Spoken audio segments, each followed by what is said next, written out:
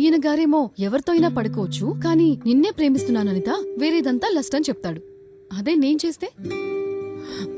ఏరా, నాకెవరి మీద అట్రాక్షన్ వచ్చుండదా? నీ దగ్గర అనిపించినట్టు వేరే ఎవరి దగ్గర అనిపించదా? కానీ నీ దగ్గరే అతుక్కొని కూర్చోవడానికి నువ్వేమైనా పెద్ద మన్మధుడు అనుకుంటున్నావా? నీకనిపించినట్టే నాకు కూడా అనిపిస్తుంది, కానీ నేనెందుకు అలా చేయలేదు? కమిట్మెంట్.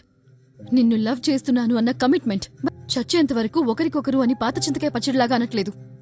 నువ్వు చెప్పినట్టే లవ్ వేరు లస్ట్ వేరు అవ్వచ్చు, కానీ నువ్వు ఏ ఐడియాలజీలో ఉన్నావో అదే నీ పార్ట్నర్కి కూడా ఉంటే నువ్వు యాక్సెప్ట్ చేయాలి.